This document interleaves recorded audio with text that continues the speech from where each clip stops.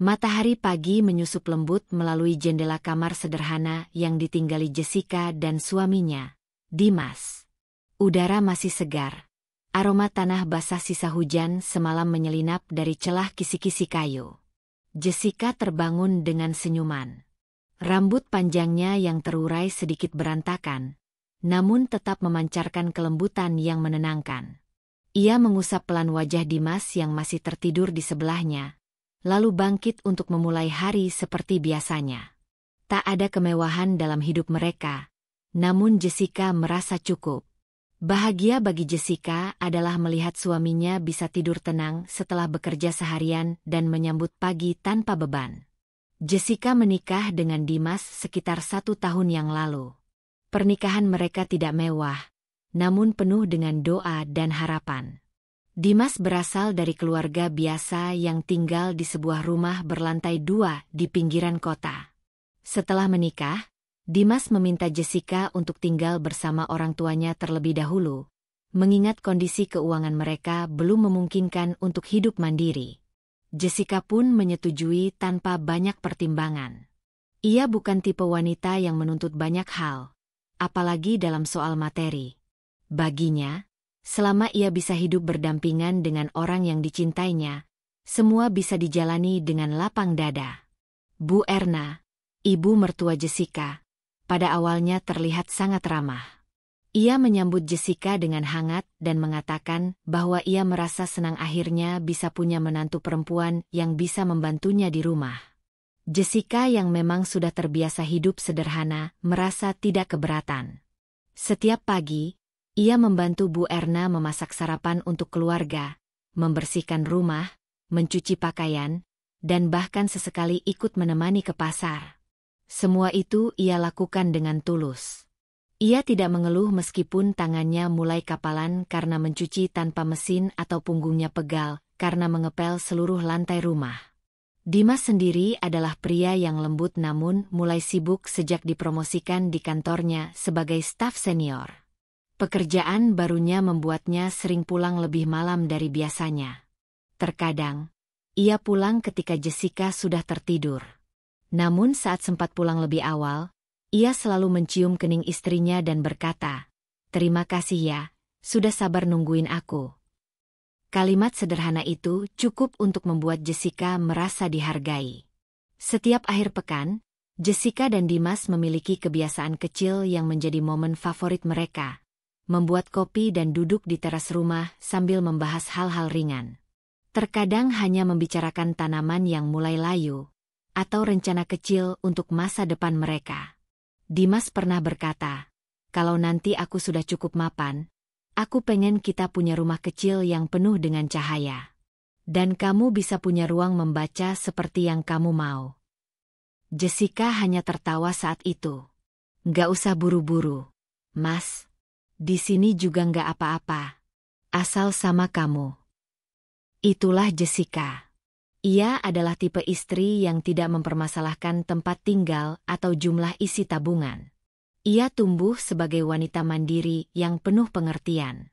Bahkan ketika mertua kadang tanpa sengaja menyuruh-nyuruhnya seperti pembantu, Jessica hanya menanggapinya dengan senyum.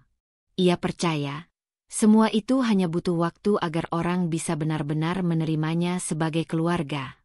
Keseharian Jessica di rumah mertuanya dipenuhi dengan aktivitas yang tak pernah benar-benar berhenti.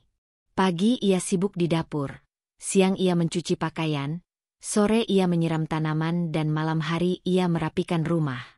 Tapi meski padat, Jessica melakukannya dengan sepenuh hati. Ia bahkan berinisiatif membuat jadwal bersih-bersih agar rumah selalu dalam keadaan rapi. Satu hal yang tidak diketahui banyak orang, Jessica sebenarnya berasal dari keluarga berada, namun ia memutuskan menikah dengan Dimas tanpa membawa embel-embel latar belakang keluarganya. Ia ingin dicintai apa adanya, bukan karena harta. Dalam diam, Jessica selalu menulis jurnal kecil setiap malam sebelum tidur. Ia mencatat semua kegiatan hari itu, doa-doa sederhana untuk rumah tangganya, dan hal-hal yang ia syukuri. Hal yang paling sering ia tulis adalah, "Hari ini aku bersyukur karena masih bisa melihat senyum Dimas." Namun perlahan, Jessica mulai menyadari ada perubahan kecil dalam sikap Dimas. Dimas tidak lagi sehangat dulu. Saat ditanya tentang pekerjaannya, Dimas hanya menjawab sepatah dua patah kata. Jessica tidak ingin terlalu banyak menuntut. Ia berpikir mungkin suaminya memang sedang lelah. Ia hanya menyiapkan teh hangat dan memijat pundak Dimas setiap kali lelaki itu terlihat penat. Bu Erna, meski masih terlihat baik, mulai menunjukkan sisi lain. Ketika Jessica menyajikan masakan, ia mulai memberikan komentar yang tidak terlalu menyenangkan. Seperti, rasanya beda, ya? Waktu saya masak dulu, lebih gurih. Atau saat Jessica membersihkan rumah, Bu Erna kadang berkata, "Kamu belum bersih nyapunya, coba lihat pojokan sana." Jessica tetap diam dan mengiyakan semua arahan itu. Ia tahu, sebagai menantu, ia harus bisa menyesuaikan diri. Ia percaya bahwa semua ini bagian dari proses menjadi bagian keluarga besar. Ia pun tetap memperlakukan Bu Erna seperti ibu kandungnya sendiri, bahkan membelikan selendang baru ketika tahu Bu Erna suka warna ungu. Dimas jarang menengahi. Ia justru terlihat makin sering sibuk dengan pekerjaannya. Malam-malam yang dulu mereka habiskan untuk berbincang kini lebih banyak diisi oleh Dimas yang menatap layar ponsel, mengetik sesuatu dengan wajah serius. Jessica mulai merasa ada jarak. Namun ia tidak berani menanyakan terlalu banyak. Ia khawatir, jika ia mengeluh, Dimas justru makin menjauh. Suatu sore, ketika Jessica sedang menyiram tanaman, Bu Erna duduk di bangku teras sambil menyeruput teh. Ia menatap Jessica lama, lalu berkata, "Jess, kamu tuh sebenarnya lulusan apa sih? Kok kayaknya kerjanya cuma di rumah terus?" Jessica sedikit terdiam. "Saya dulu ambil manajemen, Bu. Tapi belum kerja lagi karena memang fokus ngurus rumah dulu." Bu Erna mengangguk pelan. "Soalnya saya lihat kamu tuh kayak, ya, nggak cocok jadi istri anak saya. Dimas itu sekarang karirnya naik loh. Kamu jangan cuma jadi istri rumahan terus." Kasihan Dimas. Jessica tersenyum kecil. Meski hatinya mulai terasa perih, ia tetap berusaha terlihat kuat. "Saya berusaha jadi istri yang baik dulu, Bu. Kalau nanti sudah waktunya, saya juga ingin bantu Mas Dimas." Sejak percakapan itu, Jessica makin sering termenung. Ia mulai bertanya-tanya, apakah ketulusannya selama ini tidak cukup?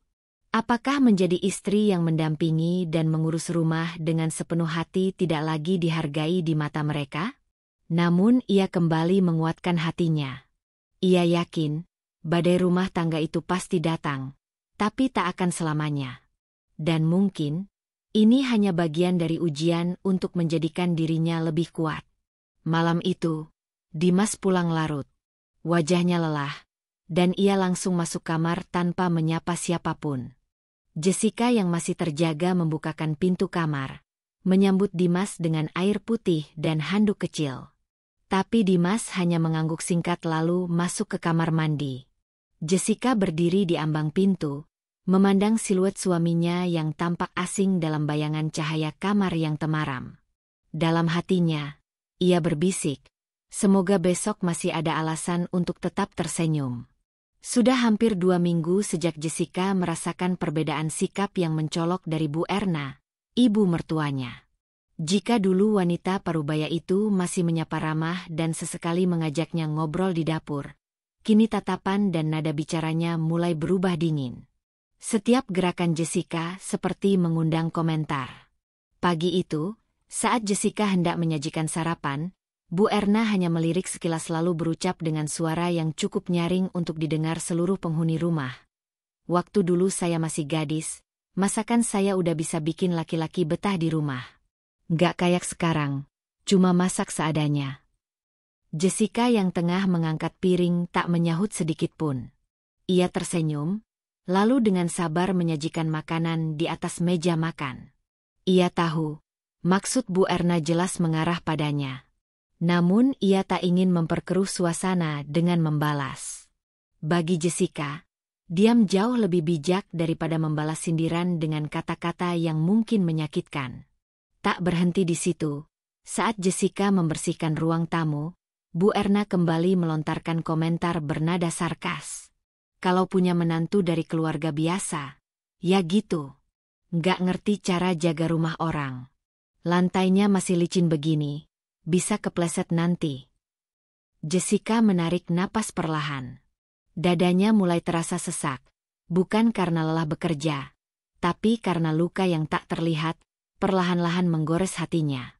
Ia mulai bertanya dalam hati, apakah kesabarannya selama ini tidak cukup untuk membuat Bu Erna menerimanya sebagai bagian keluarga?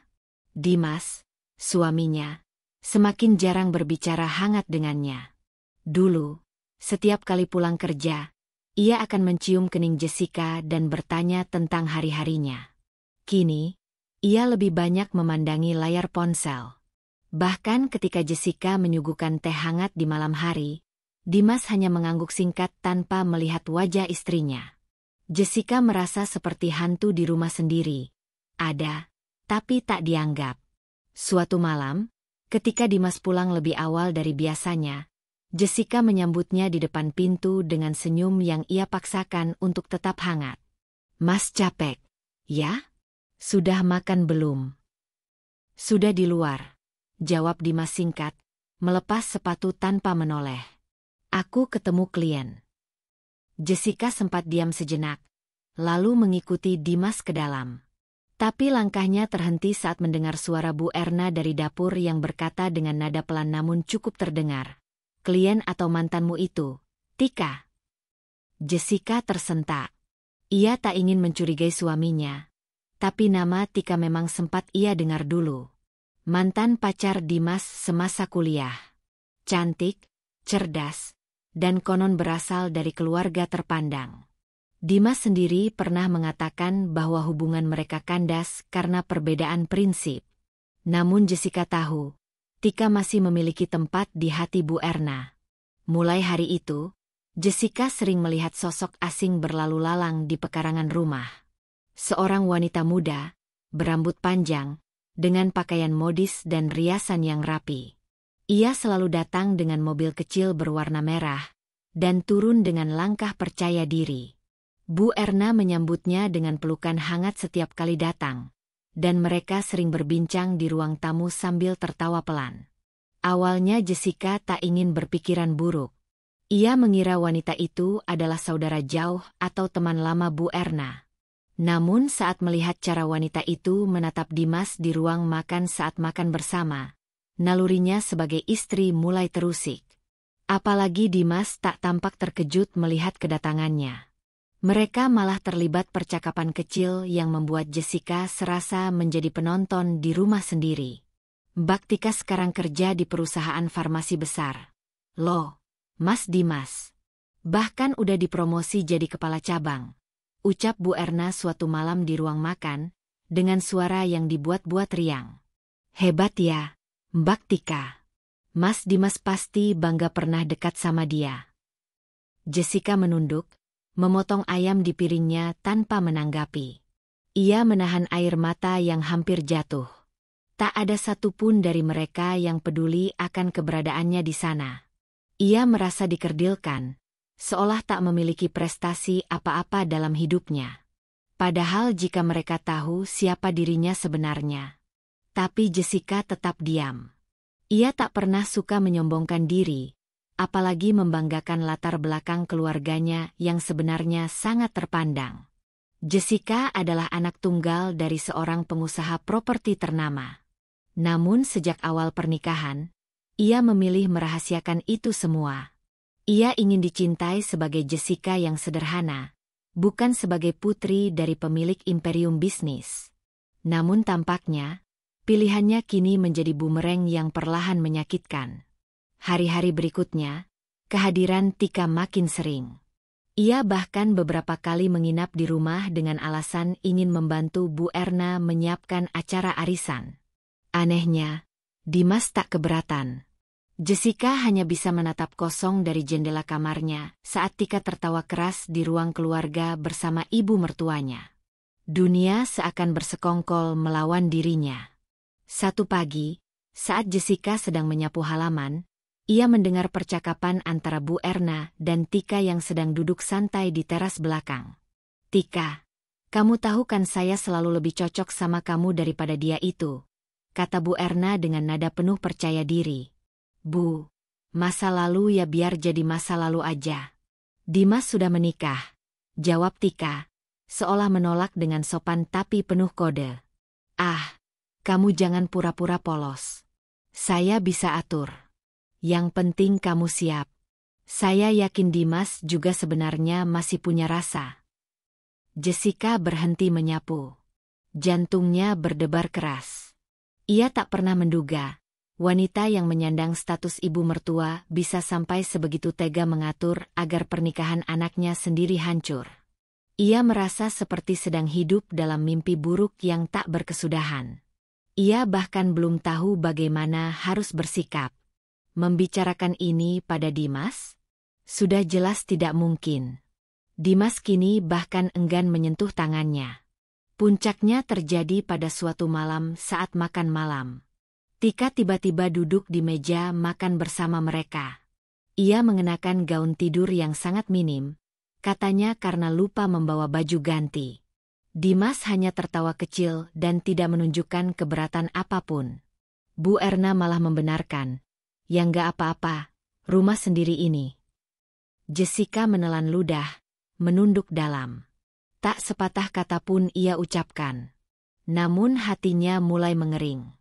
Seperti ladang yang terlalu lama diterpa musim kemarau.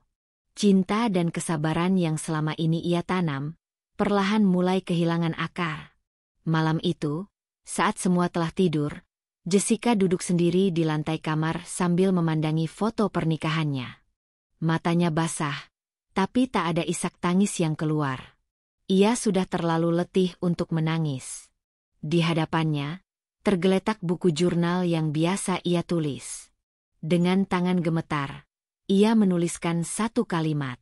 "Kalau aku pergi suatu hari nanti, bukan karena aku menyerah, tapi karena aku tidak lagi punya alasan untuk bertahan." Pagi itu, aroma masakan yang biasa menenangkan rumah kini terasa hambar di udara. Jessica baru saja selesai menyiapkan sarapan ketika Bu Erna memanggilnya dengan nada tinggi dari ruang tamu. "Jessica, kesini kamu," seru Bu Erna. Matanya menatap tajam seperti sedang menangkap pencuri. Jessica buru-buru menghampiri, menyeka tangannya yang masih basah oleh air cucian piring. "Ada apa, Bu?" Bu Erna menunjuk ke meja yang sudah dipenuhi dengan amplop kosong dan dompet berisi pecahan kecil. "Uang belanja yang saya taruh semalam di sini hilang.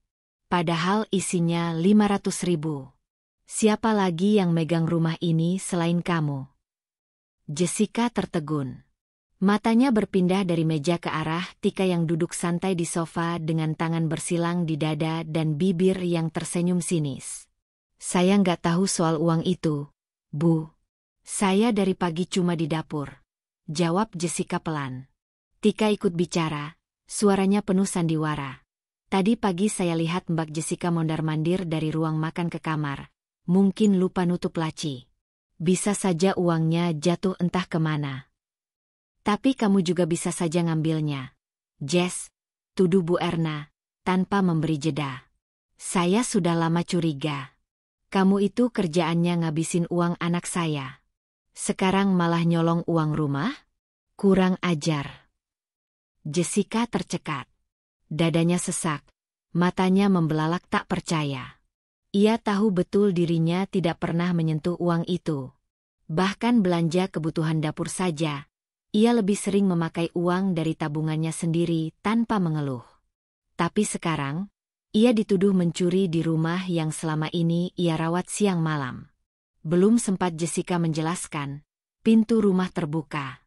Dimas pulang lebih awal dari biasanya. Wajahnya tampak kesal karena suara keributan sudah terdengar bahkan dari halaman depan. "Ada apa ini?" tanya Dimas cepat, meletakkan tas kerja. Bu Erna mendekatinya dengan dramatis. menggenggam lengan anaknya seperti wanita tua yang baru saja dizalimi. Uang belanja Mama hilang, Dim. Dan gak ada orang lain di rumah ini selain Tika dan Jessica. Tapi masa iya Tika yang ngambil? Dia tamu kita. Mama curiga banget sama Jessica. Dimas menatap Jessica tajam. Bener kamu yang ambil. Jessica menatap suaminya dengan mata bergetar. Seperti anak kecil yang dituduh melakukan kesalahan yang tak ia lakukan. Mas, aku nggak nyentuh uang itu. Aku bahkan nggak tahu kalau uang itu ada di situ. Namun Dimas tak mendengarkan lebih lanjut. Napasnya berat. Suaranya mulai meninggi. Sudah cukup, Jess. Kamu tuh jangan main aman, ya? Dari dulu aku diam aja kamu suka boros. Sekarang malah main curi uang rumah? Kamu pikir ini rumah orang tuamu bisa kamu atur seenaknya? Jessica mematung. Semua kata yang keluar dari mulut suaminya seperti cambuk yang menghantam harga dirinya. Ia bahkan tak diberi kesempatan membela diri. Yang lebih menyakitkan lagi adalah melihat Dimas langsung percaya pada tuduhan Bu Erna dan Tika, tanpa sedikit pun menanyakan kebenarannya dari sudut pandangnya. Ia menunduk. Tenggorokannya tercekat, namun air matanya tetap ia tahan. Bukan karena ingin tampak kuat, tapi karena tak ingin memberikan kepuasan pada mereka yang menertawakannya dalam hati. Kalau kamu merasa nggak cocok di rumah ini, kamu bisa pergi, Jess, ucap Bu Erna lantang. Betul, sambung Tika sambil berdiri dan melirik Jessica dari ujung kepala. Perempuan yang mencuri di rumah suaminya sendiri jelas nggak punya tempat di sini. Jessica hanya diam. Lidahnya keluh. Ia tahu, kalau ia berbicara pun, mereka takkan mau mendengar. Ia merasa seperti orang asing yang diusir dari rumah yang dibangunnya dengan penuh kasih. Hari itu, Jessica tak keluar kamar. Ia hanya duduk di atas ranjang, memandangi sepasang foto pernikahan yang tergantung di dinding, dan bertanya dalam hati, kenapa semua orang begitu mudah memalingkan punggung? Apa kesalahan terbesar dalam hidupku adalah menjadi terlalu baik dan sabar? Malam harinya, saat rumah mulai tenang dan lampu ruang tengah dimatikan, Jessica memberanikan diri membuka laci rahasia kecil di bagian bawah lemarinya. Ia mengeluarkan sebuah ponsel tua, bukan miliknya, tapi milik asisten pribadi ayahnya yang dulu ia simpan diam-diam. Nomornya tidak pernah ia hapus. Ia tak pernah menggunakannya sejak menikah, karena ia benar-benar ingin hidup mandiri, tanpa campur tangan keluarga. Namun kali ini berbeda. Luka batin yang ditorehkan oleh orang-orang di rumah ini terlalu dalam. Ia perlu berbicara dengan satu-satunya orang yang tahu siapa dirinya sebenarnya. Bukan sebagai Jessica menantu miskin, tapi Jessica anak dari pria paling dihormati di dunia bisnis properti. Ia mengetik pesan pelan-pelan. Tangan gemetar. Matanya basah. Mas Wahid, ini saya. Jessica. Tolong, saya butuh bantuan. Jangan beritahu ayah dulu. Saya hanya ingin bicara dengan Anda, diam-diam. Beberapa menit kemudian, balasan datang. Baik, Nona. Saya siap datang kapanpun Anda butuh. Titik temu kita di tempat biasa dulu. Jessica memeluk ponsel itu erat-erat. Untuk pertama kalinya dalam waktu yang lama, ia merasa seperti masih punya pegangan. Hari-hari setelah kejadian itu tak jadi lebih baik. Bu Erna tetap memasang wajah sinis setiap kali berpapasan dengannya. Tika masih mondar-mandir seperti pemilik rumah. Dan Dimas, tak lagi menyapa. Tak ada pelukan, tak ada tanya kabar. Semua menjadi sunyi. Ia hanya tinggal di rumah sebagai bayangan, bukan sebagai istri. Namun di balik diamnya, Jessica mulai bangkit pelan-pelan. Di luar rumah, diam-diam ia bertemu Mas Wahid, asisten terpercaya ayahnya, di sebuah kafe kecil yang tak terlalu ramai. Mas Wahid menatapnya prihatin. Kenapa Nona tidak memberitahu saya lebih awal? Tuan sangat khawatir sejak Anda menikah dan tidak pernah memberi kabar. Jessica tersenyum kecil. Saya ingin dicintai karena diri saya, Mas. Bukan karena saya anak siapa. Tapi ternyata, malah saya yang terluka karena terlalu percaya. Mas Wahid menunduk, lalu bertanya, "Sekarang, Anda ingin saya melakukan apa?" Jessica menggenggam cangkir kopinya dengan erat. Matanya menatap jauh keluar jendela, ke arah langit senja yang mulai menggelap. Masih terlalu awal untuk melakukan apapun. Saya hanya ingin bersiap. Mungkin, saatnya saya tidak tinggal diam lagi. Ia belum berencana membalas siapapun. Tapi ia tahu, waktunya akan datang. Saat orang-orang yang merendahkannya akan menunduk malu, bukan karena teriakan, tapi karena kenyataan yang akan datang dengan elegan. Dan hingga saat itu tiba, Jessica memilih untuk tetap tinggal di rumah, diam, dan melihat sejauh apa mereka tega mempermainkan perasaannya. Satu hal yang kini berbeda, Jessica tidak lagi menangis di malam hari. Kini ia hanya menunggu waktu. Hari-hari yang dilalui Jessica kini tak ubahnya seperti hidup dalam penjara tanpa jeruji. Ia tak lagi merasa seperti seorang istri, apalagi menantu. Ia menjadi sosok yang hanya dimanfaatkan tenaganya, dicaci keberadaannya, dan dihapuskan hak-haknya sebagai manusia. Setiap pagi, Jessica yang dulu menyambut matahari dengan doa dan semangat, kini hanya membuka matanya dengan pasrah, mengumpulkan sisa-sisa tenaga yang tinggal sedikit untuk bertahan satu hari lagi di rumah itu. Pagi itu, saat langit masih kelabu dan udara belum terlalu hangat, Jessica menggeliat pelan dari sebuah tikar yang digelar di ruang tamu. Sudah beberapa malam ini ia tak tidur di kamar. Kamar yang dulu ia tempati bersama Dimas kini telah dihuni oleh Tika. Ya, wanita itu kini tak lagi sekadar tamu yang sering datang. Ia sudah seperti permaisuri di rumah itu. Dimas dengan enteng berkata pada Jessica, "Kamu tidur di luar aja dulu. Tika lagi butuh tempat yang nyaman. Dia bantu banyak di rumah ini." Jessica tidak menanggapi. Ia hanya diam, menggelar tikar tanpa protes. Di atas sofa, Bu Erna menonton sinetron dengan ekspresi puas setiap melihat Jessica lewat sambil membawa ember pel. Ia sudah tak segan lagi menyuruh Jessica membersihkan kamar mandi, mencuci baju kotor Tika, bahkan memijat kakinya setiap malam. Kalaupun Jessica menolak, maka teriakan dan tudingan sebagai perempuan tak tahu diri langsung diterimanya. Dimas pun kini tak lagi menyembunyikan sikap kasarnya. Ia terang-terangan menyalahkan Jessica atas semua masalah kecil. Bahkan hanya karena garam di dapur habis, Jessica dibentak. Mau jadi istri, tapi rumah aja nggak bisa diurus. Hardiknya suatu sore.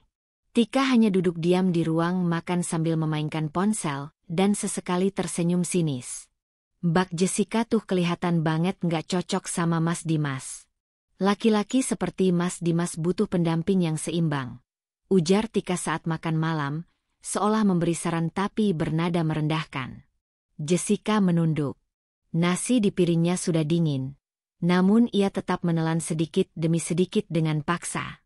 Kalau bisa, ia ingin melarikan diri dari rumah itu. Tapi ia memilih bertahan, bukan karena ia lemah, melainkan karena hatinya masih menyimpan harapan kecil bahwa Dimas akan sadar, walau sedikit. Namun harapan itu hancur berkeping-keping saat suatu hari tubuh Jessica mulai lemah. Sejak pagi ia merasa pusing, mual, dan seluruh badannya terasa menggigil. Ia berusaha tetap bekerja seperti biasa, menyapu, mengepel, mencuci piring. Tapi menjelang siang, tubuhnya ambruk di dapur. Panci yang ia bawa jatuh dan menimbulkan suara nyaring. Bu Erna datang tergopoh-gopoh dan melihat Jessica terduduk di lantai dengan wajah pucat. "Apalagi sekarang? Pura-pura sakit, ya?" kata Bu Erna dengan suara keras. "Biar nggak disuruh kerja gitu maksudnya." Jessica menggeleng pelan, bibirnya bahkan terlalu kering untuk menjawab. Dimas datang beberapa menit kemudian, wajahnya datar. Tanpa rasa cemas, ia hanya menatap istrinya yang terduduk lemah di sudut dapur. Jess, jangan drama.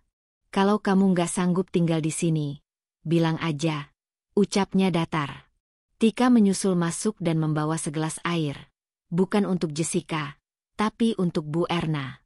Bu, duduk aja dulu. Jangan terlalu pusingin orang sakit-sakitan, katanya santai. Jessica akhirnya diseret ke ruang tamu dan kembali dibiarkan terbaring di atas tikar. Tak ada yang peduli. Tak ada yang mencoba membawanya ke dokter. Bahkan ketika ia muntah dan menggigil hebat di malam hari, tak satu pun dari mereka datang menengok. Malam itu, di luar rumah, seseorang mengamati dari kejauhan. Seorang pria parubaya dengan jaket ojek online, helm yang masih dikenakan, dan ponsel di tangan. Ia berdiri di bawah pohon mangga di seberang rumah, memperhatikan setiap pergerakan dari balik kaca jendela ruang tamu. Tatapannya tajam dan gelisah. Ia adalah Wahid, asisten pribadi ayah Jessica, yang kini sedang menjalankan perintah khusus, menjaga dan memantau kondisi putri tunggal tuan besar dari kejauhan, tanpa diketahui siapapun. Setelah pertemuan rahasia di kafe, Jessica memang memintanya tidak melakukan tindakan apapun dulu. Namun sebagai orang kepercayaan yang telah lama mengenal keluarga Jessica, Wahid tahu betul bahwa waktu Jessica tak akan lama di rumah ini. Ia mengirim pesan singkat ke ponselnya. Nona masih terlihat sangat lemah. Saya khawatir ini lebih dari sekadar demam. Haruskah saya hubungi dokter diam-diam? Jessica menjawab beberapa menit kemudian. Tidak usah dulu. Saya bisa bertahan. Hanya butuh istirahat. Terima kasih sudah berjaga, Mas Wahid. Jawaban itu membuat hati Wahid terenyuh. Gadis lembut yang dulu ia kenal sebagai pewaris yang cerdas dan penuh kasih, kini sedang tergeletak di atas tikar tua, tak diacuhkan oleh suami dan mertua yang mestinya melindunginya. Dunia benar-benar bisa membalikkan segalanya. Tapi Wahid tahu, Jessica bukan perempuan biasa. Dalam diamnya, ia sedang menyusun kekuatan. Keesokan paginya, Jessica memaksakan diri bangun. Meski tubuhnya masih lemah, ia tetap ke dapur. Ia tahu, jika ia terus terbaring, Bu Erna hanya akan semakin mempermalukannya. Namun baru beberapa menit di dapur, Tika datang dengan langkah tergesa. Bu, tadi saya lihat Jessica buang sampah sembarangan. Makanan sisa dia buang di dekat pot bunga mama, teriaknya nyaring. Bu Erna mendatangi Jessica yang masih berdiri terhuyung, dan tanpa aba-aba langsung mendorong tubuh lemah Jessica hingga bersandar ke lemari dapur. Kamu tuh mau bawa penyakit ke rumah ini ya? Sudah sakit, pemalas, sekarang jorok pula. Kamu pikir ini rumah kos-kosan? Jessica terdiam. Dadanya sesak. Tapi kali ini matanya tidak menangis. Ia hanya memandang satu persatu orang yang kini memperlakukannya lebih buruk dari pembantu. Dalam hatinya, luka itu sudah terlalu dalam, sampai ia tak bisa lagi merasakan nyeri. Ia hanya ingin cepat keluar dari mimpi buruk ini. Malam itu, untuk pertama kalinya Jessica membalas pesan Wahid dengan satu kalimat. Siapkan semuanya. Aku tidak akan bertahan lebih lama lagi. Wahid, yang tengah duduk di atas motor di gang depan rumah, tersenyum samar. Ia tahu, saatnya hampir tiba. Sementara di dalam rumah, Jessica kembali berbaring di tikar. Angin malam menyelinap dari celah jendela dan menyapu wajahnya yang mulai dingin. Ia menatap langit-langit rumah dengan pandangan kosong. Namun di balik itu semua, hatinya sudah tidak sama. Bukan lagi hati seorang istri yang berharap, tapi hati seorang perempuan yang terluka dan siap bangkit. Gi itu langit tampak mendung. Udara terasa berat, seperti sedang menahan sesuatu yang hendak pecah kapan saja. Jessica baru saja selesai mencuci pakaian dan menjemurnya di belakang rumah ketika langkah kakinya terhenti oleh suara teriakan dari dalam rumah. Suara itu milik Bu Erna, lantang, penuh emosi, dan kali ini lebih keras dari biasanya. Jessica, cepat ke ruang tamu sekarang juga. Jessica menelan ludah, tangannya masih basah.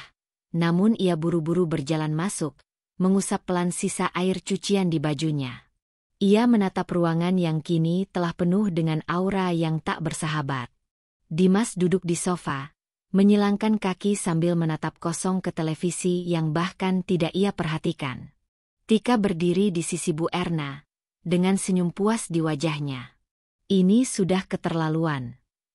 Bu Erna langsung membuka suara. Kamu sudah terlalu banyak buat malu keluarga ini, Jessica. Kamu pikir saya akan terus diam? Jessica bingung. Saya melakukan apa, Bu?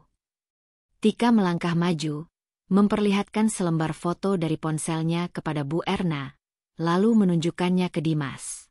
Ini, Bu. Foto Mbak Jessica waktu ketemuan diam-diam sama seorang pria. Di kafe belakang rumah. Sudah saya selidiki. Dia bukan tukang ojek biasa. Jessica terperangah. Jantungnya berdegup keras.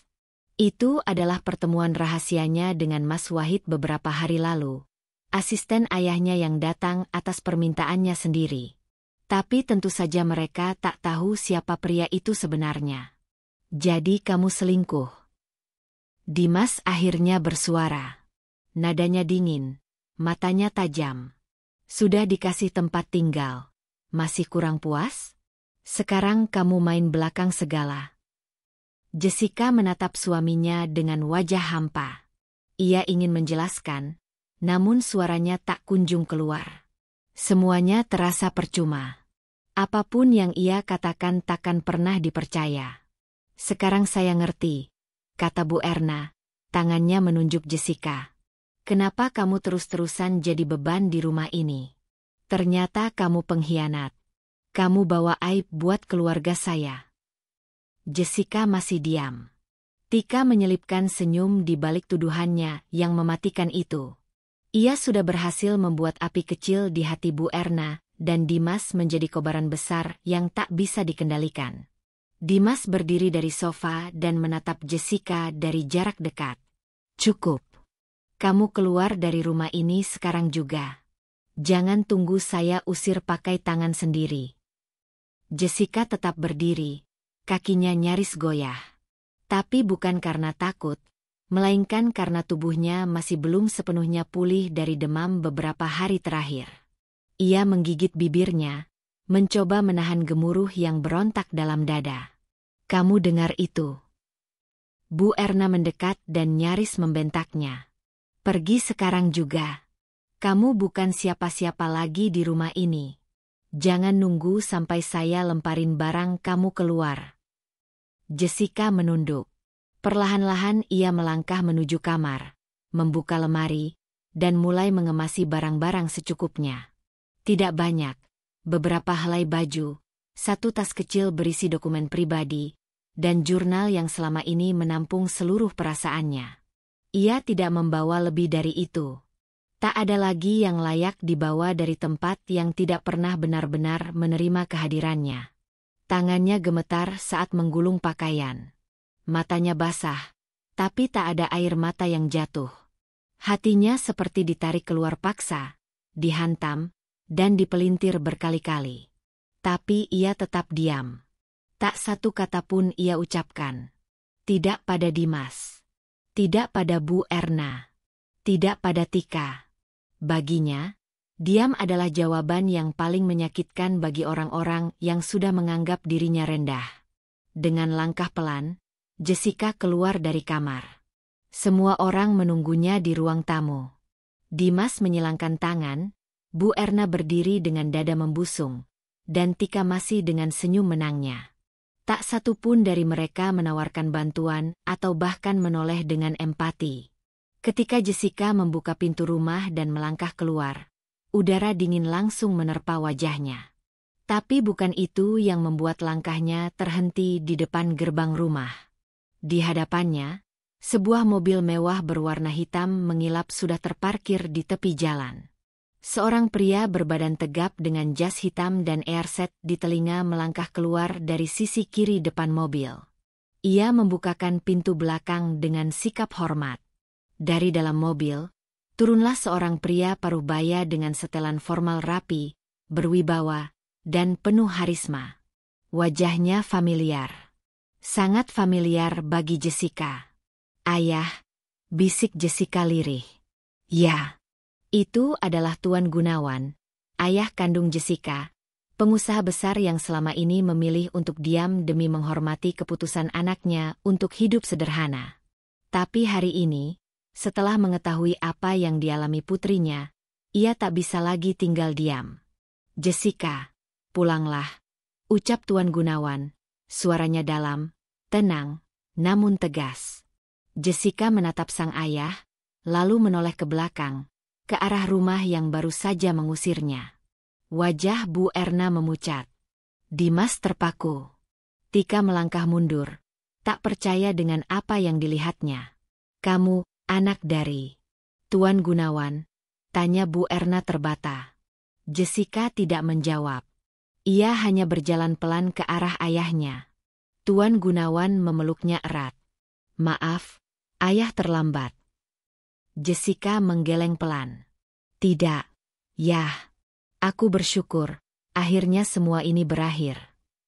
Sementara itu, dua orang bodyguard lain turun dari mobil belakang yang ternyata ikut mengawal. Mereka membantu Jessica membawa tas kecilnya, lalu mengantarnya masuk ke dalam mobil dengan hormat. Semua terjadi dalam diam, di hadapan orang-orang yang dulu tak pernah memberi tempat pada Jessica sebagai manusia. Dimas hanya bisa berdiri, mematung, dengan wajah penuh sesal. Ia baru menyadari, wanita yang selama ini ia abaikan dan rendahkan adalah anak dari salah satu pria paling berpengaruh di kota ini.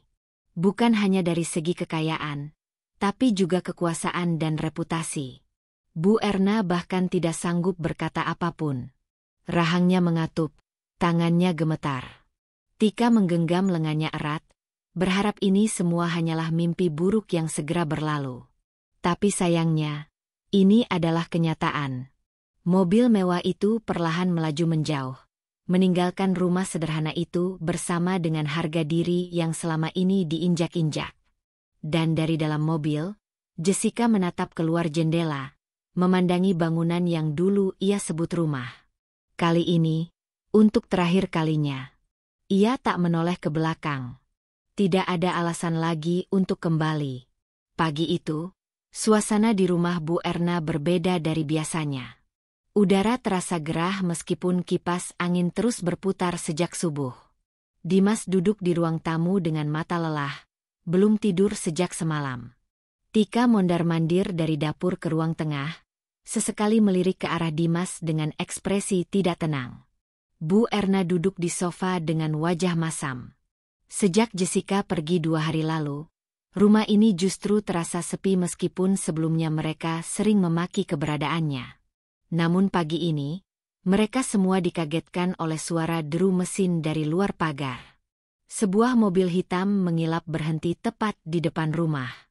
Ukurannya besar, mewah, dan sangat mencolok dibanding kendaraan lain di kompleks sederhana ini. Emblem logam di bagian depan mobil menunjukkan merek terkenal yang hanya dimiliki segelintir orang kaya raya. Beberapa tetangga mulai mengintip dari balik tirai rumah masing-masing. Anak-anak kecil berhenti bermain untuk menatap dengan penasaran. Mobil itu tidak bergerak. Lalu, dari pintu samping depan, seorang pria berjas rapi dan berkacamata hitam keluar dengan sigap. Ia berdiri tegak di sisi pintu belakang mobil, lalu membuka pintu dengan sangat sopan, nyaris seperti adegan dalam film. Yang turun kemudian adalah seorang pria paruh baya. Rambutnya sebagian memutih, tetapi wajahnya memancarkan harisma yang tak terbantahkan. Jas mahal yang dikenakannya menyatu dengan postur tubuh yang tegap. Ia menuruni mobil dengan langkah pasti, wajahnya penuh wibawa dan ketenangan. Di belakangnya, 2 pria berbadan besar juga turun dari mobil cadangan yang sebelumnya terparkir tak jauh. Keduanya mengenakan setelan formal dan airset komunikasi.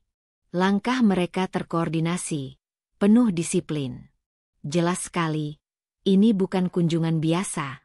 Bu Erna bangkit dari sofa, berjalan ke depan rumah. Tika menyusul dengan rasa penasaran. Dimas berdiri di ambang pintu, menatap sosok yang berjalan mendekat. Detik berikutnya, pintu mobil terbuka satu lagi. Seorang wanita turun dari dalam.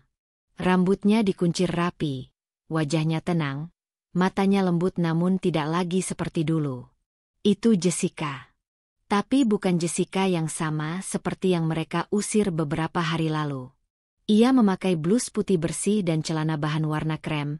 Penampilannya sederhana, tetapi aura di tubuhnya berbeda, tenang, dewasa, dan kini tidak lagi terlihat kecil di mata mereka. Jessica berdiri di samping pria parubaya itu, lalu dipeluk dengan lembut di hadapan semua orang. Jessica. Gumam Bu Erna nyaris tanpa suara. Dimas melangkah maju beberapa inci, matanya memicing, mencoba memastikan apa yang baru saja dilihatnya benar-benar terjadi. Jessica, itu, siapa pria itu? Bisik Tika pelan. Jessica melepaskan pelukan ayahnya dan menatap langsung ke arah mereka. Ia tidak lagi takut. Tidak lagi ragu. Kini, seluruh luka yang pernah ditorehkan telah mengajarinya untuk berdiri tegak. Kenalkan, ucap sang pria, suaranya tenang dan dalam. Saya Gunawan Setiawan, pemilik PT Graha Mandiri Raya, dan ayah kandung dari Jessica. Suasana langsung hening. Nama Gunawan Setiawan bukanlah nama asing. Bahkan bagi Bu Erna, yang pernah membanggakan kenalan-kenalannya di dunia sosialita arisan pun, nama itu memiliki bobot besar. Pengusaha yang bergerak di bidang properti, rumah sakit, dan pendidikan, dengan jaringan bisnis yang tersebar di berbagai kota besar di Indonesia. Bu Erna tertegun. Matanya membelalak. Mulutnya terbuka sedikit, tetapi tidak sanggup mengeluarkan suara. Jessica melangkah maju. Saya memang merahasiakan semua ini saat menikah dengan Dimas. Saya ingin dicintai bukan karena siapa orang tua saya, tapi karena siapa saya sebenarnya. Dimas masih terpaku, wajahnya kini berubah pucat. Tangannya gemetar.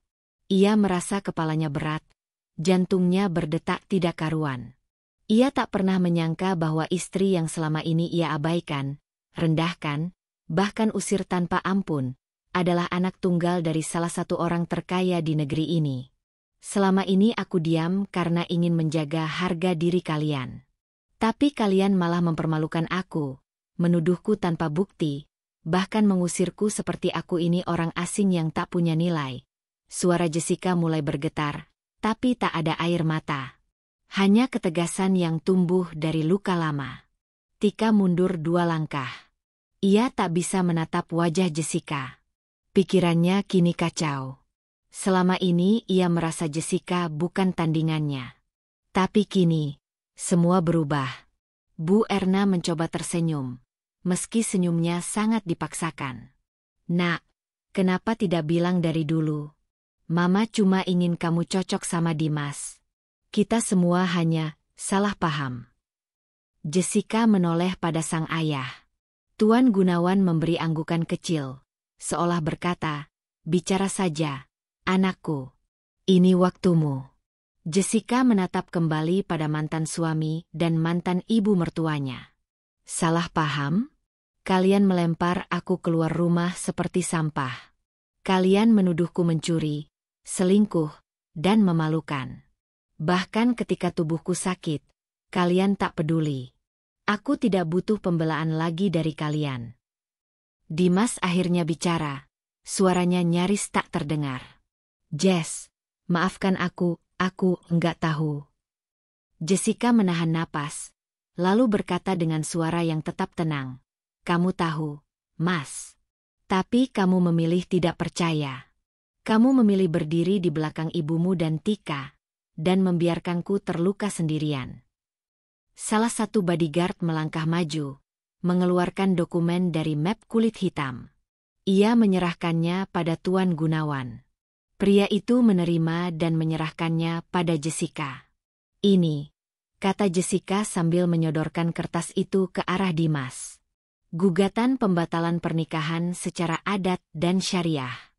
Aku akan menyelesaikan semuanya lewat jalur hukum juga. Semua yang sudah kalian lakukan akan jadi catatan hukum. Aku takkan kembali. Dimas ingin melangkah, tapi langkahnya terasa seperti terikat oleh kesalahan yang terlalu dalam. Jessica kembali berdiri di samping ayahnya. Tuan Gunawan menepuk pelan punggung putrinya, lalu menatap mereka satu persatu. "Terima kasih karena sudah memperlakukan anak saya dengan buruk," katanya dengan tenang. "Kini giliran saya yang menjaganya. Dan jangan khawatir, kami tidak akan menuntut secara hukum, kalau kalian memilih diam dan tidak menyebarkan fitnah lebih jauh. Tapi jika kalian mencoba menyentuh Jessica lagi, saya akan pastikan kalian tidak bisa berdiri di kota ini." Bodyguard memberi isyarat, lalu membuka pintu mobil. Jessica melangkah masuk, tanpa menoleh lagi. Dimas masih berdiri di tempat yang sama. Tika menutup mulutnya sendiri dengan tangan gemetar. Bu Erna memegang dada kirinya, seperti sedang menahan sakit yang tiba-tiba muncul. Mobil mewah itu perlahan melaju pergi, meninggalkan rumah itu dan semua kenangan buruk yang pernah menjadi luka. Di dalam mobil, Jessica memandang lurus ke depan. Tidak ada air mata. Tidak ada lagi luka yang terbuka. Yang tersisa hanya ketenangan. Ia telah kembali ke tempat yang seharusnya. Bukan sebagai anak pengusaha besar, tapi sebagai perempuan yang tahu siapa dirinya, dan kini takkan membiarkan siapapun lagi menginjaknya. Sudah 2 hari sejak mobil hitam itu membawa Jessica pergi, namun bayangan kepergiannya masih menyelimuti setiap sudut rumah Bu Erna. Rumah yang dulu penuh suara perintah dan keluhan, kini justru terasa sepi seperti rumah kosong. Tak ada lagi langkah pelan Jessica di pagi hari. Tak ada suara lembutnya saat menyapa atau senyum tulus yang menyiapkan sarapan meski tubuhnya kelelahan. Bahkan aroma masakan pun kini hanya tinggal kenangan. Dimas duduk di kamar yang dulu ia tinggali bersama Jessica. Ia memandangi cermin besar yang tergantung di dinding, dan bayangannya sendiri terasa asing baginya. Tatapan matanya kosong, rambutnya berantakan. Ia belum tidur nyenyak sejak Jessica pergi. Ingatannya terus berputar di kepala, memutar ulang adegan demi adegan ketika ia berdiri diam saat Jessica dituduh, saat ia dibentak ibunya, bahkan saat ia sendiri ikut mengusir wanita itu dari rumah tanpa perasaan. Tapi yang paling menusuk hati Dimas bukanlah rasa bersalah, melainkan kenyataan yang kini ia ketahui. Wanita yang selama ini ia abaikan adalah anak dari Gunawan Setiawan. Seseorang yang bahkan hanya dengan namanya saja sudah cukup membuat banyak orang berdiri dari kursi mereka. Ia mencoba menghubungi Jessica berkali-kali. Namun ponsel Jessica sudah tidak aktif. Pesan-pesan permintaan maafnya tak pernah dibaca.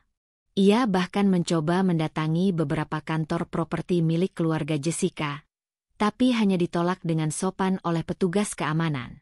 "Maaf, Pak Dimas tidak punya izin menemui pihak keluarga." Dimas kini berjalan mondar-mandir di halaman depan rumah. Napasnya tidak teratur. Wajahnya penuh gelisah. Ia akhirnya kembali ke dalam dan menatap ibunya yang duduk diam di ruang tamu. "Bu, kita harus ke rumah Jessica. Kita harus minta maaf langsung. Aku nggak bisa tidur, Bu. Aku nggak bisa tenang." Bu Erna diam, matanya tampak sembab. Wanita itu sudah menyesal. Sesal yang dalam. Terlalu dalam. Sejak Jessica pergi, Bu Erna seperti kehilangan sesuatu yang dulu tidak pernah ia sadari berharga. Rumah yang biasanya bersih kini berdebu. Tak ada lagi yang menyapu halaman, mencuci baju, memasak, dan yang paling terasa, tak ada lagi ketulusan. "Iya, Dim," jawabnya lirih. "Mama juga salah. Mama terlalu keras sama dia. Mama kira dia cuma perempuan biasa. Ternyata, dia lebih terhormat dari kita semua." Dimas mengangguk. Ia sudah siap melakukan apapun. Bahkan jika harus berlutut. Ia hanya ingin melihat Jessica, menyampaikan penyesalan yang tak sempat ia ucapkan. Maka pagi itu juga, mereka berangkat. Dimas, Bu Erna, dan bahkan Tika yang ikut meski dengan wajah cemas. Mereka berhenti di depan sebuah rumah besar bergaya kolonial di kawasan elit kota. Gerbangnya tinggi, dijaga dua pria berseragam formal. Mobil mereka diparkir jauh di luar, karena tidak diizinkan masuk sebelum memberitahu maksud kedatangan. Dimas turun pertama kali, menghampiri penjaga gerbang. Saya ingin bertemu Jessica. Saya suaminya. Penjaga itu hanya menatap sekilas. Maaf, Bapak bukan siapa-siapa lagi di sini. Tolong, saya cuma ingin bicara. 5 menit saja. Saya minta maaf atas semuanya. Penjaga itu tetap tak bergerak. Tapi kemudian, salah satu dari mereka berbicara lewat alat komunikasi di kerah jasnya. Tak lama, gerbang terbuka perlahan. Namun bukan untuk mempersilakan mereka masuk, melainkan untuk keluarnya seorang pria berwibawa, Tuan Gunawan, sang ayah Jessica. Ia melangkah perlahan ke arah mereka. Wajahnya tenang namun dingin. Tidak ada senyum. Tidak ada basa-basi. Dimas buru-buru menghampiri. Ia langsung membungkuk. Pak, saya mohon maaf. Saya hilaf. Saya menyesal sudah menyakiti Jessica. Saya benar-benar menyesal. Bu Erna pun melangkah maju. Matanya sudah berkaca-kaca. Pak Gunawan, mohon maaf. Kami tidak tahu. Kami tidak tahu siapa Jessica sebenarnya. Kami menyesal. Kalau kami tahu dari awal, tentu kami tidak akan memperlakukannya seperti itu. Tuan Gunawan menatap mereka. Dan sorot matanya sangat tajam, seolah bisa menembus isi hati orang-orang di depannya. Sayangnya, Bu, kalian tidak menyakitinya karena kalian tidak tahu siapa dia. Kalian menyakitinya karena memang hati kalian tidak pernah mau melihat siapa dia sebenarnya. Seorang istri yang sabar, menantu yang berusaha, dan perempuan yang terlalu baik untuk hidup bersama orang-orang yang tak tahu diri. Bu Erna terisak. Dimas menggigit bibirnya, merasa malu, merasa hina. Ia tak pernah mendengar suara sekeras itu dari seorang pria. Namun kali ini bukan karena nada, tapi karena kebenaran yang terpampang di hadapannya. Dia anak saya, lanjut Tuan Gunawan. Dan saya tidak akan membiarkan anak saya kembali ke tempat di mana dia hanya dijadikan pelampiasan emosi. Dia punya segalanya sekarang. Dan dia tidak butuh satupun dari kalian. Tolong, Pak. Saya hanya ingin bicara langsung dengannya. Tolong, pinta Dimas lagi. Suaranya putus. Tuan Gunawan tidak menjawab langsung. Ia menoleh ke arah rumah besar di belakangnya.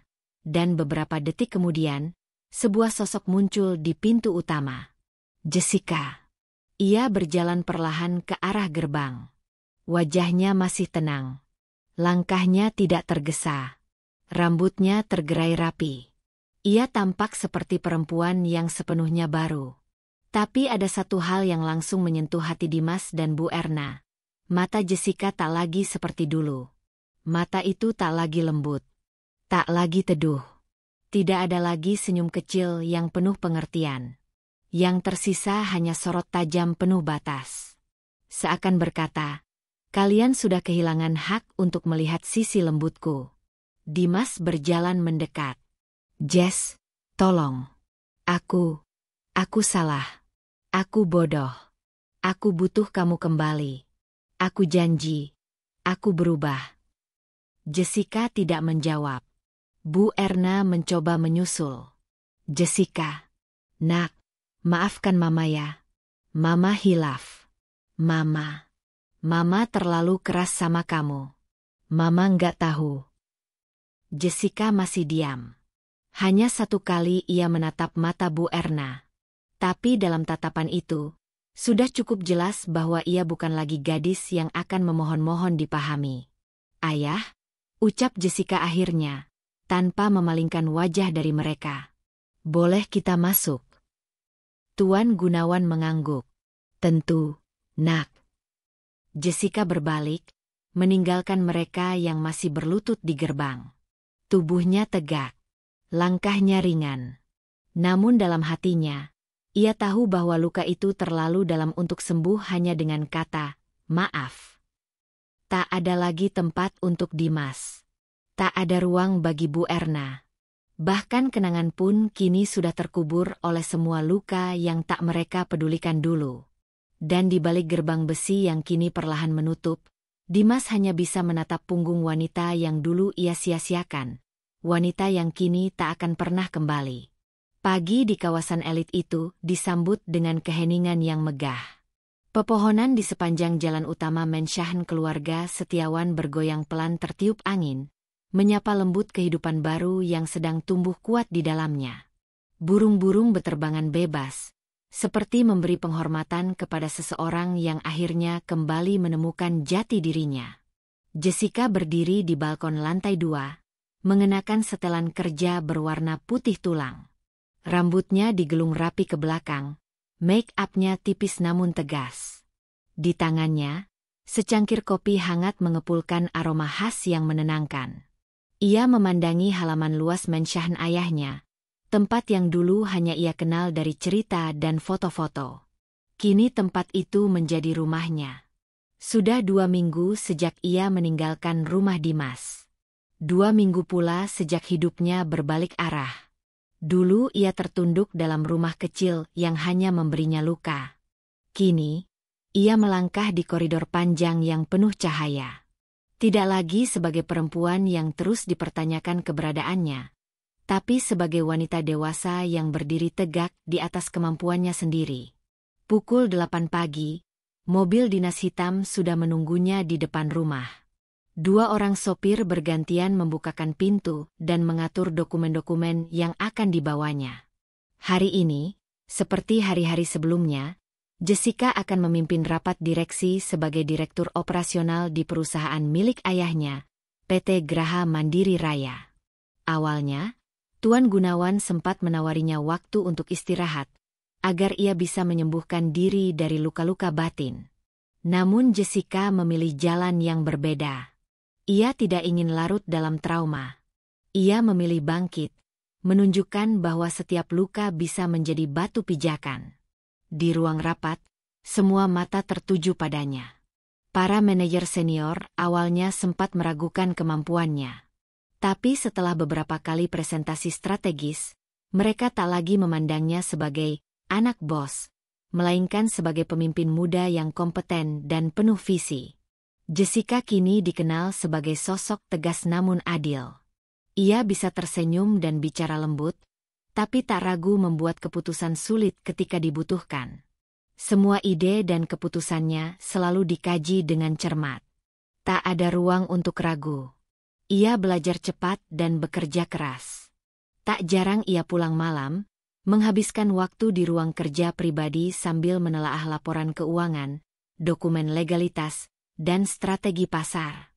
Malam itu, sepulang dari rapat dengan tim ekspansi cabang, Jessica sedang duduk di ruang baca saat ponselnya berdering. Ia menoleh sekilas. Nama yang muncul di layar membuat dahinya mengernyit. Tika. Jessica tidak langsung menjawab. Ia hanya menatap layar ponsel selama beberapa detik sebelum akhirnya memutuskan untuk mengangkatnya, tanpa mengucapkan apapun. Halo, Mbak Jessica. Suara Tika terdengar pelan, seperti sedang mencari nada bicara yang tepat. Jessica tetap diam. Mbak, aku cuma mau bilang, aku minta maaf. Atas semuanya. Aku nyesel banget atas perlakuanku dulu. Mbak tahu kan, aku cuma ikut-ikutan Bu Erna. Aku cuma, nggak sepenuhnya niat jahat. Aku cuma hilaf. Masih belum ada jawaban dari Jessica. Dan sekarang, setelah tahu Mbak Jessica tinggal di rumah sebagus itu, kerja di perusahaan segede itu, aku kagum, Mbak. Aku pengen berteman lagi. Kalau Mbak nggak keberatan. Jessica menghela napas pelan, lalu akhirnya bersuara, datar namun sangat tajam. Tika, aku tidak pernah menganggap kamu musuh. Tapi kamu pernah ikut menjatuhkan aku saat aku sudah terpuruk. Teman seperti itu tidak layak dipertahankan. Tika terdiam di ujung sana. Aku tidak butuh teman yang hanya datang saat aku berdiri tinggi, lanjut Jessica. Kamu memilih berpihak pada siapa waktu itu. Dan sekarang, kamu menuai akibatnya. Jadi tolong, jangan hubungi aku lagi. Fokus saja pada hidupmu. Tanpa menunggu balasan, Jessica menutup panggilan. Ia menaruh ponsel di atas meja, lalu menarik napas panjang. Tidak ada lagi rasa marah. Tidak ada air mata. Hanya ketenangan dari seseorang yang sudah selesai dengan masa lalunya. Sementara itu, di sisi lain kota, Dimas duduk sendirian di dalam kamar yang gelap. Ia menatap laptopnya yang menyala, menampilkan notifikasi merah dari rekening tabungannya yang terus menipis. Setelah kehilangan akses ke perusahaan kecil tempat ia dulu bekerja karena tersangkut pelanggaran kode etik, Dimas tak lagi punya penghasilan tetap. Proyek yang ia andalkan dibatalkan, dan semua mitra bisnisnya menarik diri setelah mendengar namanya disebut dalam perseteruan dengan keluarga Gunawan Setiawan. Ia sempat mencoba meminjam uang dari beberapa teman lama, tapi semua menolak dengan alasan masing-masing. Bahkan adik sepupunya sendiri menyarankan Dimas untuk menjual motornya dulu sebelum minta bantuan orang lain. Tak hanya itu, hubungan dengan ibunya pun tak lagi semesra dulu. Bu Erna mulai menyalahkan Dimas atas semua keputusan buruk yang pernah mereka buat bersama. Ia merasa Dimas gagal menjaga rumah tangganya. Kegagalan itu kini menjadi beban bersama yang merusak reputasi keluarga mereka. Dimas bangkit dari duduknya, membuka jendela dan menatap keluar. Malam kota berkelap-kelip, namun hatinya gelap. Ia menyesal. Tapi penyesalan tidak mengembalikan siapapun. Tidak juga martabat yang sudah ia buang demi keangkuhan sesaat. Hari-hari Jessica terus berjalan dengan kesibukan dan pencapaian baru. Ia mulai diliput media sebagai Putri Gunawan yang kembali ke dunia bisnis. Wawancaranya menghiasi majalah ekonomi dan bisnis wanita. Ia juga mulai diundang ke seminar sebagai pembicara, dan perlahan menjadi simbol perempuan kuat yang bangkit dari keterpurukan. Tapi meski ia kini dikelilingi banyak orang, Jessica tetap menjaga lingkaran pribadinya kecil. Ia lebih banyak menghabiskan waktu dengan ayahnya, yang kini juga lebih banyak berada di rumah untuk mendampinginya. Mereka sering makan malam bersama sambil berdiskusi tentang arah perusahaan ke depan. Suasana penuh kasih dan saling menghormati itu menjadi energi bagi Jessica untuk terus melangkah. Suatu malam, setelah semua aktivitas selesai, Jessica duduk di taman belakang Mansion. Ia memandangi langit yang bersih, angin menyapu pelan rambutnya yang terurai. Di tangannya, segelas teh hangat. Malam itu, ia menulis satu kalimat dalam jurnal pribadinya. Aku mungkin pernah diinjak, tapi dari titik paling bawah itu, aku belajar bagaimana cara berdiri lebih tinggi. Ia menutup bukunya, tersenyum kecil. Tidak ada dendam di dalam dadanya. Hanya ada kesadaran bahwa hidup akan selalu membawa luka dan pembelajaran, dan mereka yang mau bertahan, akan menemukan jalannya sendiri menuju cahaya. Dan Jessica kini telah menemukan jalannya. Jalan yang tidak lagi dipenuhi air mata, tapi penuh martabat.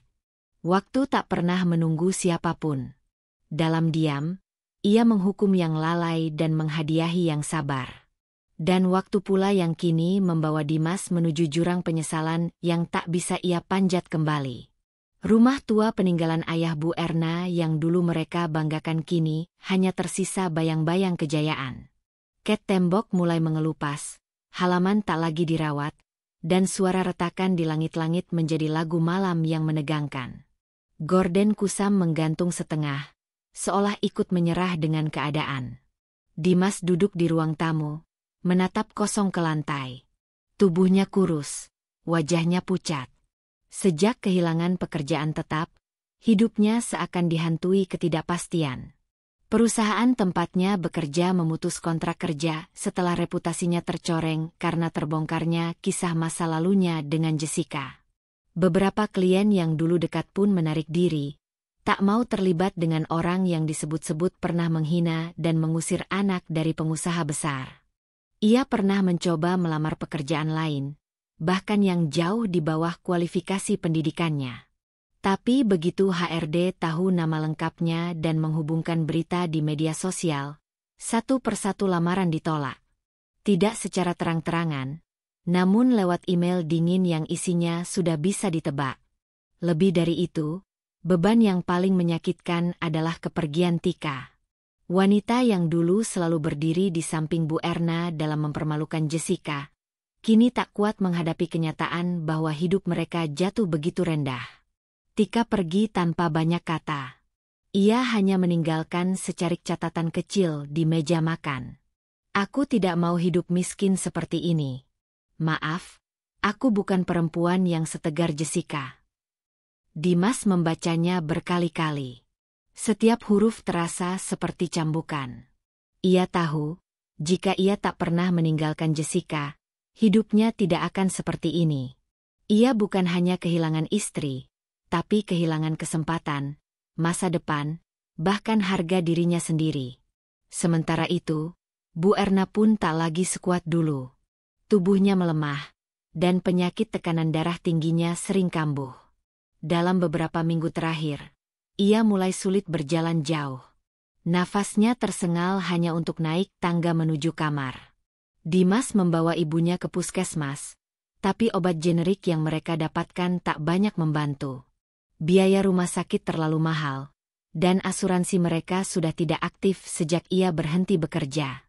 Malam itu, angin berhembus kencang di luar rumah. Dimas duduk di sudut kamar, memandangi setumpuk surat tagihan yang belum dibuka. Yang teratas adalah surat pemberitahuan dari bank. Isinya jelas, rumah yang mereka tinggali akan disita dalam waktu 30 hari jika tunggakan cicilan tidak dilunasi. Ia memejamkan mata. Kepalanya pusing. Napasnya berat. Tapi dari semua masalah yang menghimpit, ada satu hal yang tak bisa ia tolak. Satu-satunya harapan mereka kini hanya satu nama, Jessica. Dimas memandangi ponselnya. Jari-jarinya ragu untuk mengetik.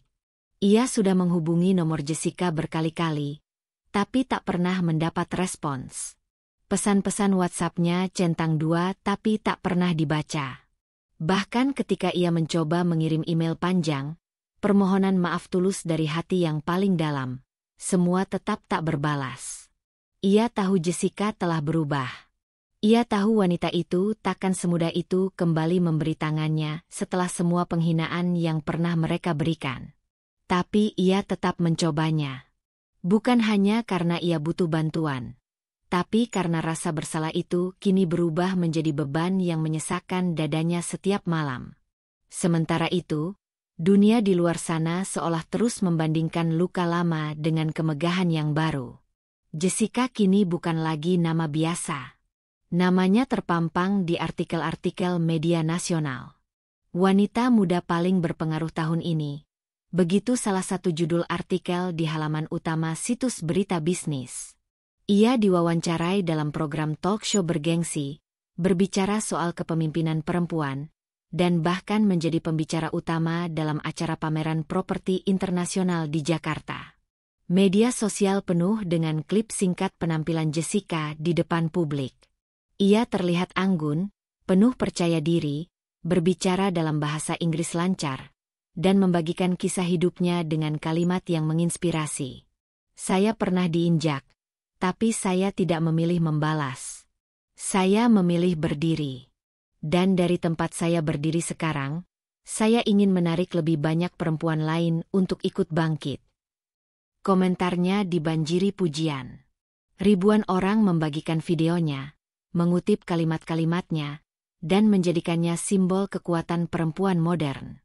Tapi di antara semua pujian itu, nama Dimas ikut terseret. Beberapa akun gosip bahkan memposting ulang kisah masa lalunya dengan Jessica. Inilah wajah Dimas, mantan suami Jessica. Diduga mengusir istri dari rumah saat sedang sakit dan tidak bekerja. Karma? Jessica kini jadi pengusaha sukses, Mantan suaminya dikabarkan menganggur dan rumahnya hampir disita bank. Meski akun-akun itu tak pernah benar-benar tahu kisah sepenuhnya, tapi publik sudah membentuk opini. Dan opini itu seperti palu godam yang menghancurkan sisa harga diri Dimas. Ia tidak bisa keluar rumah tanpa merasa diawasi. Bahkan tetangga-tetangga lama yang dulu ramah, kini menatapnya dengan pandangan aneh, antara iba dan sinis. Dimas yang dulu suka memamerkan istri barunya, mobil sewaan, dan gaya hidup sok kaya, kini berjalan kaki ke warung dengan sandal jepit butut dan membawa tas plastik bekas. Malam demi malam berlalu. Bu Erna semakin sakit. Dimas hanya bisa memijat kakinya perlahan, memberi obat seadanya, dan mengusap kening ibunya dengan kain basah saat demam menyerang. Dalam benaknya, berkali-kali ia membayangkan satu kemungkinan. Bagaimana jika saja dulu ia mendengarkan Jessica? Bagaimana jika ia percaya padanya saat ia dituduh? Bagaimana jika ia berdiri di samping istrinya, bukan di belakang ibunya yang penuh amarah? Tapi tak ada gunanya sekarang. Waktu tak bisa ditarik kembali. Dan karma telah menemukan jalannya. Di sisi lain kota, Jessica sedang duduk di ruang kerjanya di lantai 20 sebuah gedung tinggi. Dari jendela besar, ia memandangi kota yang terus bergerak. Tangan kirinya memegang dokumen tender, dan tangan kanannya menggulir layar ponsel. Beberapa menit sebelumnya, asistennya melaporkan bahwa rumah milik Dimas dan Bu Erna akan segera dilelang bank. Jessica mendengarnya dalam diam, tanpa reaksi. Ia tahu berita itu akan datang cepat atau lambat. Tapi ketika asistennya bertanya, apakah ibu ingin membantu secara diam-diam? Jessica hanya menggeleng pelan. Aku sudah membantu mereka terlalu lama saat mereka bahkan tak melihat aku sebagai manusia, ucapnya tenang. Biar hidup yang mengajarkan mereka. Asistennya mengangguk pelan, lalu pamit meninggalkan ruangan. Jessica menatap keluar jendela lagi. Ia tidak membenci Dimas. Ia tidak ingin mereka menderita. Tapi ia juga tidak bisa melupakan bagaimana ia dipaksa keluar dari rumah itu, dalam kondisi demam, tanpa satupun yang peduli padanya. Kini, hidup sudah berbalik. Tapi Jessica tidak membalas dengan kekerasan. Ia memilih diam. Dan dalam diam itu, dunia yang berbicara untuknya. Malam itu, langit Jakarta dihiasi bintang-bintang yang langka terlihat. Gedung-gedung tinggi bersinar anggun dengan lampu-lampu kota yang memantulkan kemewahan, dan sebuah ballroom hotel bintang 5 dipenuhi cahaya kilau serta para tamu dengan gaun dan jas terbaik mereka. Acara tahunan, Women Rice Awards, kembali digelar malam ini, dan untuk pertama kalinya, nama Jessica Gunawan masuk ke dalam daftar penerima penghargaan Wanita Inspiratif Indonesia. Ruangan megah itu tak henti dihujani tepuk tangan dan sorakan kagum saat pembawa acara menyebut satu persatu nama tokoh perempuan yang berpengaruh dalam berbagai bidang, hukum, sosial, pendidikan, teknologi, hingga kewirausahaan. Jessica duduk tenang di barisan depan, mengenakan gaun malam berwarna emas lembut dengan potongan sederhana. Rambutnya disanggul rendah, make-up-nya tak berlebihan, namun elegan. Di sampingnya, sang ayah, Tuan Gunawan Setiawan, duduk dengan wajah penuh bangga, mengenakan setelan formal dengan dasi gelap yang berkelas. Ia beberapa kali menepuk tangan putrinya dengan lembut, seolah berkata, "Kamu telah sampai di tempat yang pantas, Nak." Ketika akhirnya nama Jessica dipanggil naik ke atas panggung, sorot lampu utama langsung mengarah padanya. Para tamu berdiri memberikan standing ovation. Ada yang mengenalnya dari media, ada pula yang hanya pernah mendengar kisahnya sebagai putri pengusaha besar yang membawa warna baru dalam dunia properti. Langkah Jessica mantap. Ia tidak tersenyum terlalu lebar, namun sorot matanya memancarkan keteguhan dan ketenangan. Tangannya menerima trofi kristal bening berbentuk api yang menyala dari panitia. Lalu, ia mendekati podium. Beberapa detik ia diam di depan mikrofon. Seluruh ruangan sunyi menunggu kalimat pertamanya. Dan ketika ia akhirnya mulai berbicara, suaranya tenang, namun menyentuh hati. Terima kasih atas penghargaan ini. Bukan hanya untuk saya, tetapi untuk setiap perempuan yang pernah merasa suaranya tidak didengar, keberadaannya diragukan, dan perjuangannya diremehkan. Ia menatap ke arah penonton dengan lembut. Tak sedikit yang mulai mengangguk pelan, tersentuh. Saya berdiri di sini bukan karena saya tidak pernah jatuh, tetapi karena saya pernah jatuh terlalu dalam, dan memutuskan untuk bangkit, meski dengan luka yang masih basah. Jessica berhenti sejenak. Ia tidak menyebut siapa yang pernah menyakitinya. Tidak ada nama yang keluar dari mulutnya malam itu. Tidak ada cerita tentang dituduh, diusir, atau dipermalukan. Tapi publik yang mengikuti perjalanannya tahu, kata-kata itu lahir dari pengalaman nyata yang tak mungkin dilupakan. Saya percaya, kekuatan perempuan bukan hanya saat ia berani melawan, tapi juga saat ia memilih diam untuk menjaga martabatnya. Saat ia bangkit tanpa harus membalas. Saat ia membuktikan bahwa harga dirinya tidak tergantung pada penilaian siapapun. Tepuk tangan membahana. Di antara para tamu undangan, beberapa jurnalis mulai menulis cepat di catatan mereka. Kamera televisi menyorot wajah Jessica dari berbagai sudut. Bahkan beberapa undangan wanita terlihat menghapus air mata yang tiba-tiba menetes. Jessica melanjutkan, untuk semua perempuan di luar sana yang pernah merasa tak dihargai, percayalah, dunia ini punya tempat untuk kalian. Jangan biarkan luka membuatmu berhenti. Gunakan luka itu untuk membangun versi terbaik dari dirimu. Dan saat waktunya tiba, kamu akan berdiri seperti ini, bukan untuk membalas, tapi untuk memberi contoh bahwa diam pun bisa jadi kemenangan. Dengan elegan, Jessica menutup pidatonya dan kembali ke kursi. Ia tidak meneteskan air mata, tapi hati semua orang yang hadir malam itu tahu bahwa perempuan di hadapan mereka bukan hanya cantik dan cerdas, tetapi juga kuat secara batin. Kekuatan yang lahir dari ujian, bukan dari pujian. Malam berlanjut dengan sesi foto dan ramah tamah. Namun Jessica hanya tinggal sebentar.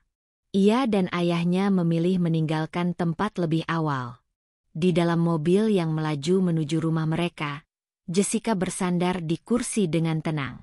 Ayah bangga padamu, nak, ucap Tuan Gunawan, memecah keheningan. Jessica tersenyum kecil.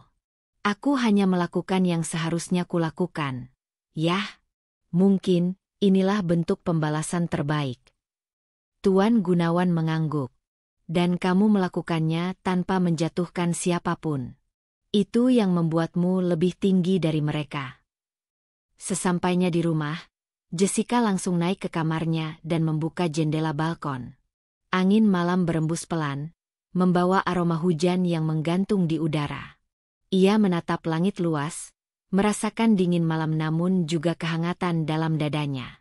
Ia teringat pada semua yang telah terjadi. Rumah kecil tempat ia dulu tinggal bersama Dimas dan Bu Erna. Kata-kata pedas, tatapan merendahkan, tuduhan tak berdasar.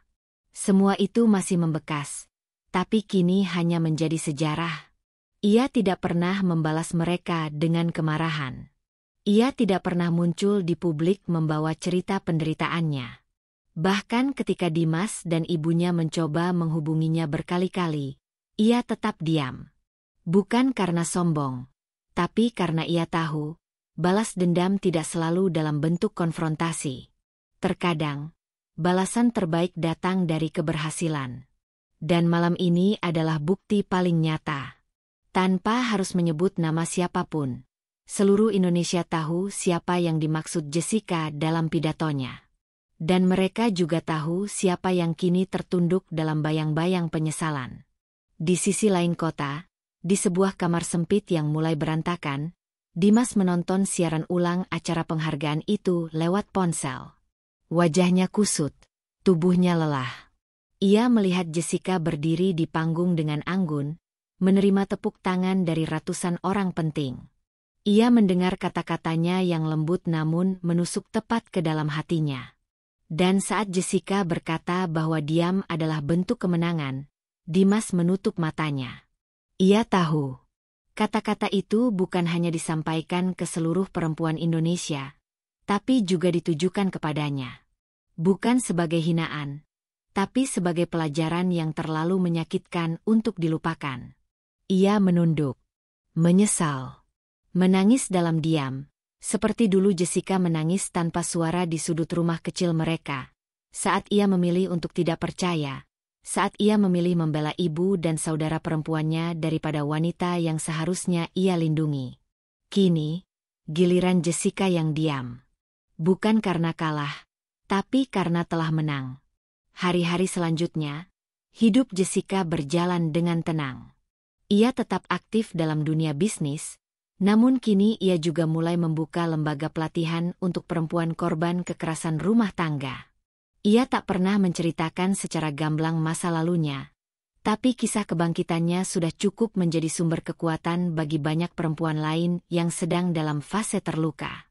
Di rumah, ia dan ayahnya hidup dalam kehangatan. Mereka sering menghabiskan sore dengan berbincang di taman belakang, membahas hal-hal ringan maupun masa depan perusahaan. Jessica tidak pernah kembali ke masa lalunya. Ia tidak pernah menoleh ke belakang. Ia tidak menulis surat kebencian. Ia tidak membongkar aib siapapun. Ia hanya berjalan maju, dan membiarkan dunia melihat sendiri siapa yang benar dan siapa yang salah. Karena pada akhirnya, tidak semua balas dendam harus disuarakan. Tidak semua luka harus diceritakan. Dan tidak semua penghinaan harus dibalas. Kadang, cukup dengan diam, dan biarkan kemenangan berbicara sendiri. Dan itulah yang Jessica lakukan. Diam, tapi menang.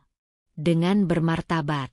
Kisah Jessica mengajarkan kita bahwa tidak semua luka perlu dibalas dengan amarah, dan tidak semua penghinaan harus dikembalikan dengan caci maki.